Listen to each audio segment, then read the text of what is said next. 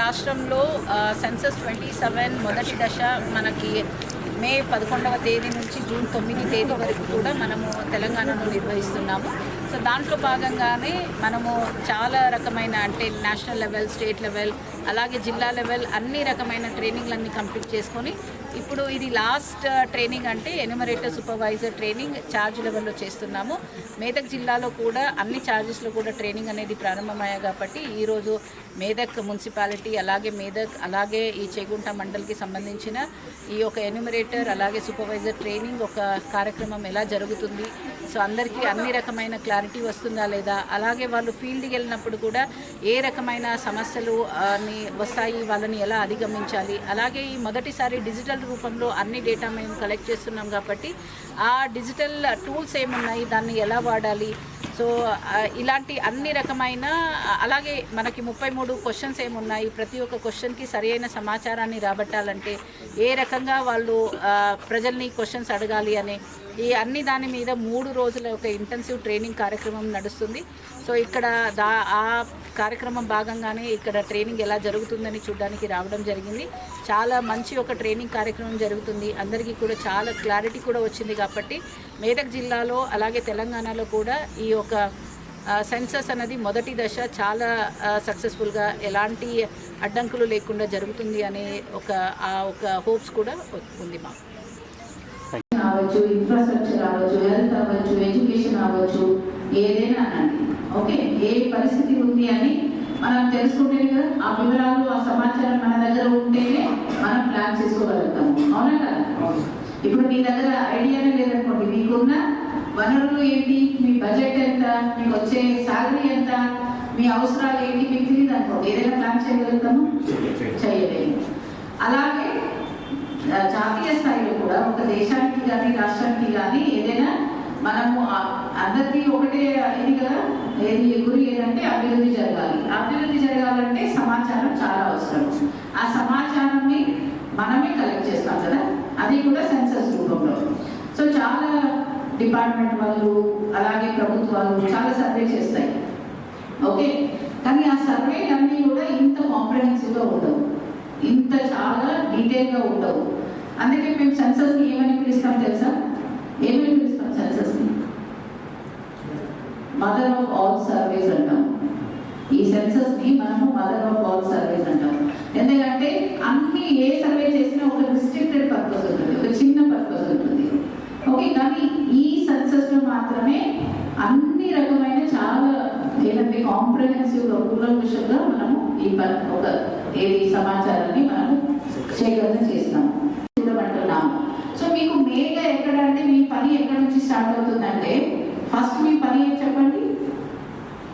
What is your first?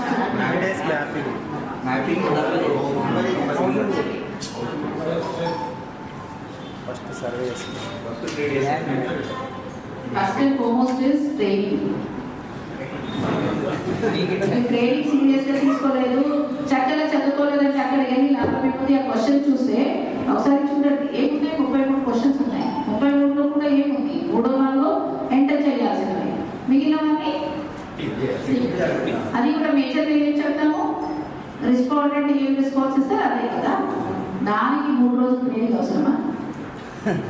లాగా ఉండాలి అంటే ఏంటి? మీరు ఇప్పుడు ఏమి మిర్రర్ ముందు నిలబడ్డారనుకోండి, మిర్రర్ ఏం చెప్తుంది? ఉండేది ఉన్నట్టే నిజం చెప్తుంది, అవునా? అలాగే ఫీల్డ్లో ఉండేదే ఉన్నట్టే మీరు తీసుకుని రావాలి. ఓకే, సో ఇది 2 గుర్తుపెట్టుకోండి. ఒకటి, సమాచారం లేకుండా ఏమీ జరగదు. అందుకే దీన్ని మదర్ ఆఫ్ ఆల్ సర్వేస్ అంటాము. సో ఈ సెన్సస్ ముఖాంతరం మనము సేకరించే ఒక డేటా మీదనే దేశానికి కానీ రాష్ట్రానికి కానీ ఎలాంటి ప్లానింగ్ చేయడానికి కానీ ఎలాంటి ప్రణాళిక చేయడానికి కానీ ఇవన్నీ కూడా పనికి వస్తాయి, పాలసీ చేయడానికి. దాని మీదనే అభివృద్ధి అనేది ఆధారపడి ఉంటుంది. మనం సేకరణ చేయాలి. అందుకే మనం సెన్సస్ గురించి మాట్లాడుకుంటే ఏమంటామంటే అర్థంలాగా ఉండాలని చెప్తాం. ఓకే, సో ఇప్పుడు మీకు అర్థమైంది. ఫాల్టీ డిసిజన్ తీసుకుంటే, ఫాల్టీ డేటా ఉంటే, తప్పుడు సమాచారంతో తప్పుడు పాలసీస్ వస్తే అభివృద్ధి అనుకున్నంత అభివృద్ధి జరగదు. ఓకే, సో ఇప్పుడు మీకు అర్థమైందా మీ బాధ్యత ఏంటి అనేది? మీ బాధ్యత ఏంటంటే సరైన సమాచారం మనము సేకరణ చేయాలి. సో 3 things చాలా ఇంపార్టెంట్. ఒకటి 100% coverage without omission or duplication. 100% coverage అంటే మనం ఈ మొదటి దశలో ఏం చేస్తున్నాము? మొదటి దశలో house listing and housing census. Okay, అంటే దీంట్లో ప్రతి ఒక్క బిల్డింగ్ ని మనము లిస్ట్ చేస్తాము. సో ప్రతి ఒక్క బిల్డింగ్ అంటే ఏంటి? అది నివాసంకి యూజ్ అయ్యే బిల్డింగ్ కావచ్చు, అంటే రెసిడెన్షియల్ కావచ్చు, నాన్ రెసిడెన్షియల్ కావచ్చు, ఆఫీస్ అవ్వచ్చు, షాప్ అవ్వచ్చు, గుడిసె అవ్వచ్చు, స్కూల్ అవ్వచ్చు, టెంపుల్ అవ్వచ్చు, మాస్క్ అవ్వచ్చు, చర్చ్ అవ్వచ్చు. ఏ ఒక బిల్డింగ్ ని కూడా మనం వదలకూడదు, ఏ హౌస్ హోల్డ్ ని కూడా వదలకూడదు, ఏ వ్యక్తిని కూడా మనం కౌంట్ చేసుకోకుండా వదలకూడదు. ఇప్పుడు మీకు సమాచారం ఖచ్చితంగా ఉండాలని అర్థమైంది కదా.